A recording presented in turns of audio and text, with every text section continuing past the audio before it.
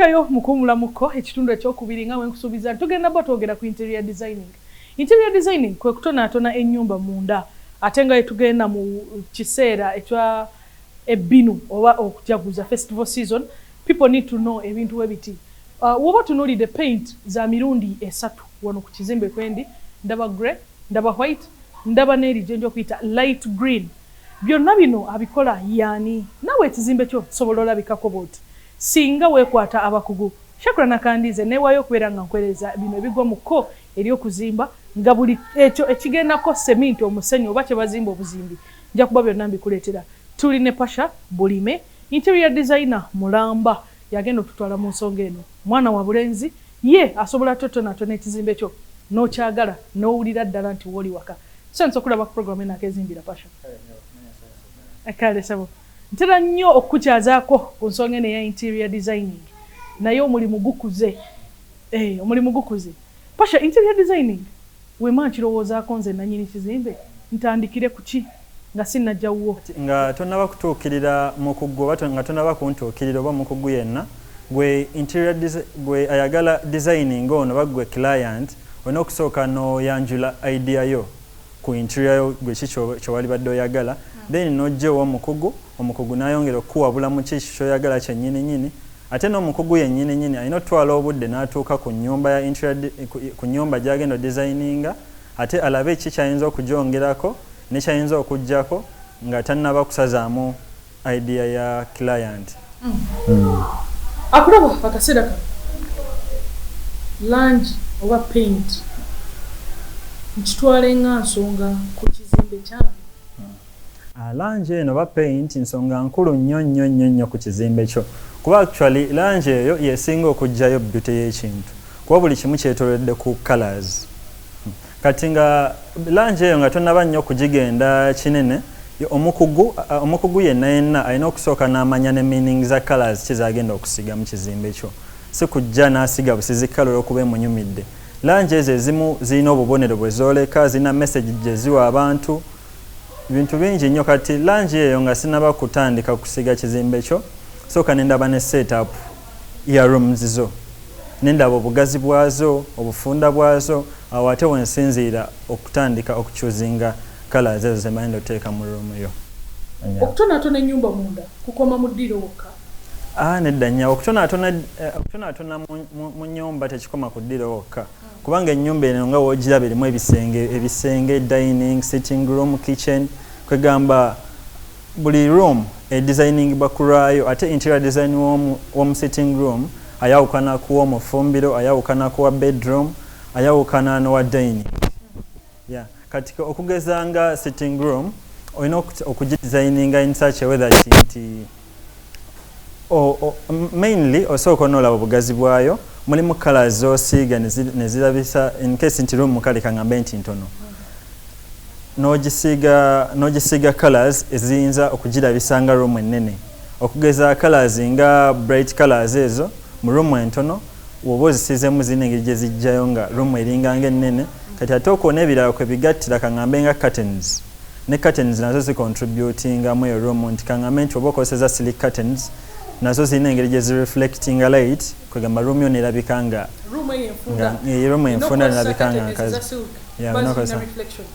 Then I mind the color painting. The color painting. No better bright okugazia. Okugazia. Then let's talk about the room enene engazi.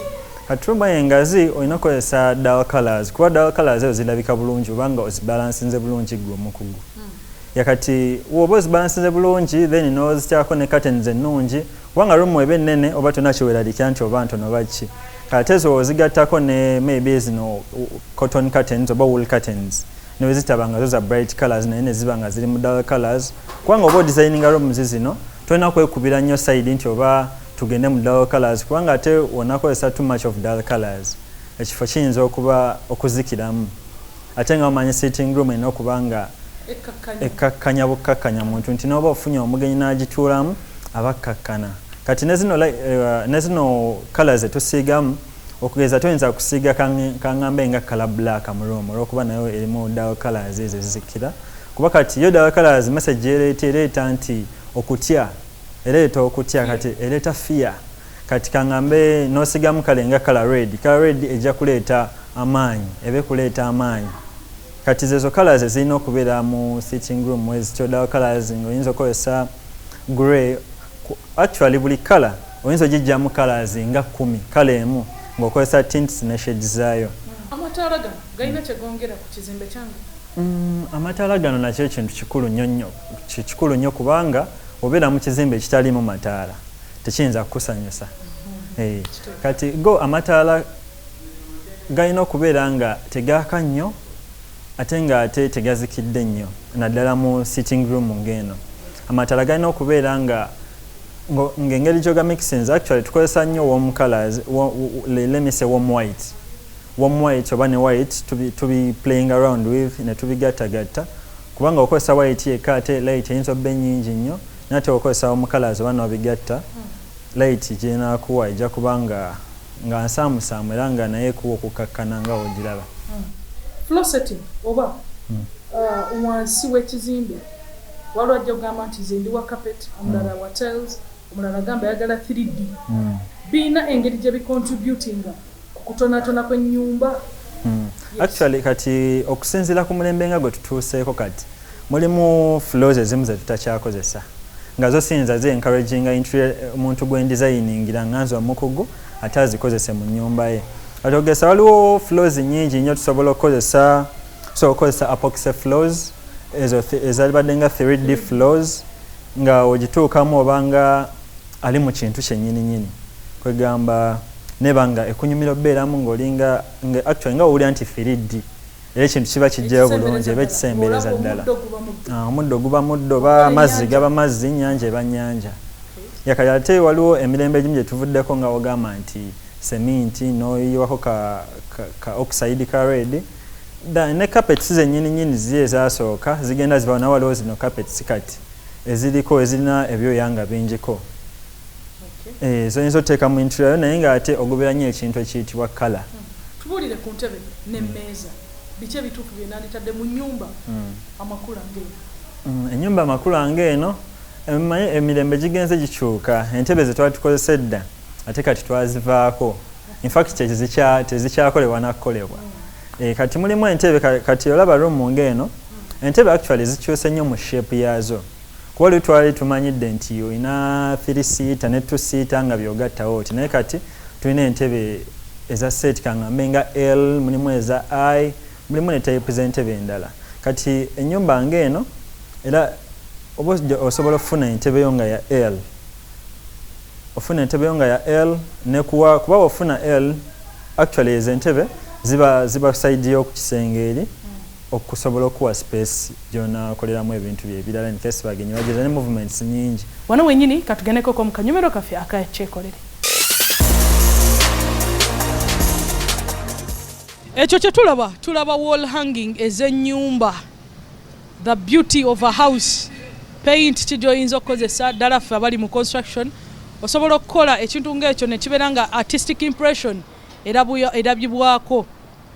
Kasolya kak'ennyumba toyinza kikiriza nti omwana yakikola wa myaka 10. Bananga abazadde abaana tubajje mu kubeera nti soma bitabo kana akanyomero kaffe akakyekolere n'ogenda ku bbagiro oba ku nnyumba yo gye bali mu kuzimbira n'ojja obupiisi bw'embaawo bw'olaba Mbulinga West n'ogenda ewuwo n'otuula ku sandenge eyo n'okola ebintu ebirabika bwe biti. Piisi eyo teyinza kutwalako yadde sente oba eziwera emitwalo 5 oba 2.5. It's only 15,000 needed for you buying a plywood. Osobola ka plywood ak'N5000 n'ojjamu piece 2 ez'ennyumba. Bwe bubaawo bwaffe buno obw'obulijjo paint n'ofuna paint yo ya mitwalo 3 n'ekola piece ez'enjawulo kasoofu n'emikebe gye 3 osobola ozannyira mu langi eyo bwetyo. Mwe abasomero mwenna twabakubiriza nti okusoma ebitabo abaana basoma ne twetaaga skill lessons. So akanyomero kana abamasomero bangi mukeetaaga musobola okujja ku Bukedde TV ne mutubuuzaako ku bantu abo betusanga abayina skills ez'enjawulo ne bajja mu masomero gammwe ne tuyigiriza abaana baffe. Omwana waba atudde ng'akola ekintu kino bwe kiti ng'ate akitunda akifunamu ssente. Ebitone si kuyimba si kuzina ne n'omuntu omukubi w'ebifaananyi kiba kitone. Wetegereze ennyumba eyo nkiwa naawe ojja kwetaaga wall hanging eno ku nnyumba yo. Nga tuli mu kiseera kino ekya COVID-19, timba ebipande ebijjukiza buli muntu akola ku kizimbe emitendera gyonna egy'okwewala okufuna obulwadde buno obwa COVID-19. Kino kyakukuyamba okuba n'abakozi abeekuuma ate nga balamu ddala. Tutambudde ku nsonga nnyingi ddala ku by'okuzimba, ng'era nkwebaliza ddala gwe afisizza omwaka mulamba n'ekitundu ng'ogoberera Shakura Nakandi ng'olaba programu eno ey'Akeezimbira. Neyanziza nnyo amasimu agankubirwa, bingi bye munneebuuzaako ate bingi bye mumpa bulamu, byonna mbiteeka mu nkola. Naye nga mmwe abali mu diaspora oba ensi ez'ebweru mutera okugamba show ejja tuli ku mirimu, oluusi tubadde tetuliiwo, genda mu YouTube channel yaffe, teeka mu Bukedde TV1 Akeezimbira, zonna program ze tukoze oba osobola oziraba, osobola okulekawo obubaka bwonna bw'oyagala bututuukeko. Waliwo abagala abantu b'enkyazizza, osobola okugenda ku Facebook page yange bagita Shakura Nakandi, woba sonsanze ku Twitter tekako @Shakura the Builder jendi, ate gwe anjagala ku Facebook genda wowe nyini tekamu Shakura Nakandi, era obondaba bulungi nga nyambadde element, leka obubaka mu inbox yange banji mukikola era mbaddamu. Kankusibulire wano atakuumira mpeera kunkuumire bera bulungi, mmweraba. Akeezimbira